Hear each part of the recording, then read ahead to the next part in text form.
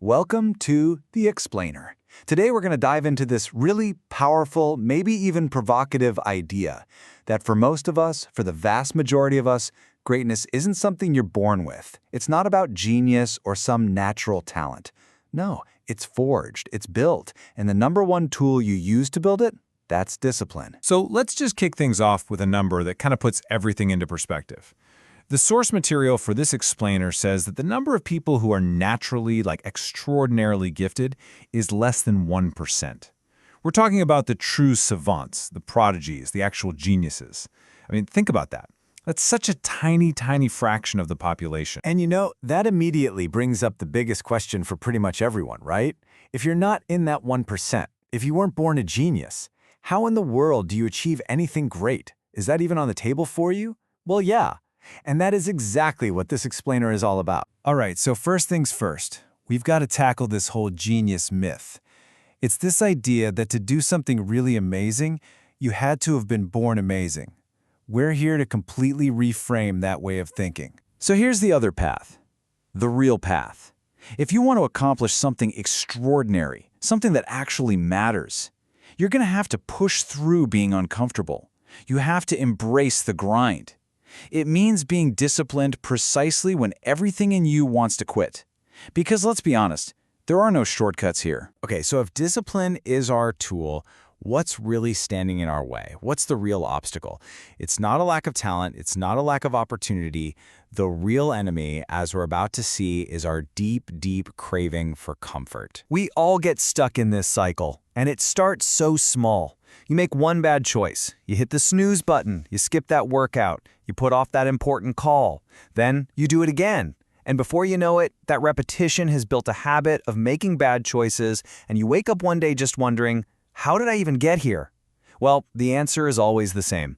One small, seemingly innocent choice at a time. And this leads us to a really crucial reframing of the problem. We love to blame laziness. We say, oh, I'm just lazy. But what if laziness isn't the root cause? What if it's just a symptom? The argument here is that laziness is simply the result, the product, of a much deeper desire, the worship of comfort. So let's be super clear here. The real fight, it's not against laziness itself. It's against our worship of comfort, that constant pull to only do what feels good and easy in the moment, instead of doing what's actually necessary for the long run. You see, recognizing comfort as the real enemy, that's the turning point. Because once you stop lying to yourself about it, something amazing happens. You don't have to go find discipline. Discipline will find you. And this boils everything down to the fundamental choice we all face every single day. On one side, you've got the easy lie. It's that voice that says, hey, everything's fine. I'm doing okay. This should feel easy. It's a nice little story that protects you from needing to be disciplined. But then there's the other side, the hard truth. That little nagging voice that says, I know I could be better. I know I can do more. And this is just such a powerful flip of the script, isn't it? The idea isn't that you have to go out and hunt for discipline like it's some treasure. No, the moment you get radically honest with yourself, the second you admit you're not living up to your own potential, discipline just shows up. That honesty creates a vacuum, a need, and discipline rushes in to fill it. Okay, so discipline has arrived. Now what? How do you actually use it? Well, the key is to start seeing your mind differently. It's not some passive passenger along for the ride. Your mind is a weapon. We have this funny idea that greatness means having unlimited freedom, endless options. But what if the exact opposite is true?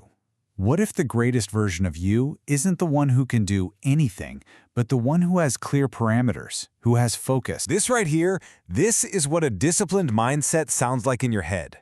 It's about setting really clear boundaries. It's not just about knowing your goal, the prize. It's about being absolutely ruthless about what you won't do. It's having the clarity to say, nope, I don't do that. I don't go there. My focus belongs right here on this one thing. That's it. So what this means is you have to stop letting the world aim your focus for you. Stop letting your notifications, your impulses, your distractions point your mind wherever they want. Your mind is a weapon. If you just leave it lying around, it misfires all over the place.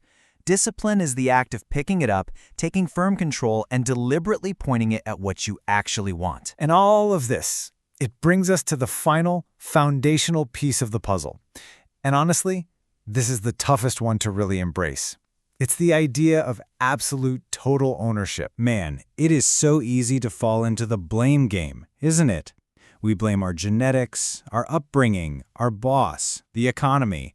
We have a whole list of things. We tell ourselves that these circumstances are the reason we aren't where we want to be. But here's the hard truth. The problem, it's almost never the circumstance itself. It's the pattern of your response. It's the pattern of choices you make, the work ethic you have, the habits you've built over years. That's what actually creates your reality. If you want to change your life, you have to change that pattern first. Okay, and this is the line that can really sting. It can be tough to swallow. But if you look at it through this lens of discipline, it's not about blame, it's about power. Think about it. If it's someone else's fault, you're a victim. You're helpless. But if it's your fault, well then you have the power to fix it. And that's the bottom line. This is what it all builds to. The ultimate act of discipline is to take complete and total ownership. Whatever your situation is, you own it. You accept it, no excuses. Because it's only when you take that full responsibility that you can finally deal with it and start building something better. So we're going to leave you with that question, because this isn't just some abstract theory. It's a call to action. The path to becoming your greatest self, it's not paved with some huge, grand gestures. It's paved with a long series of small, difficult, uncomfortable choices. And it all starts with just one. So what's yours going to be?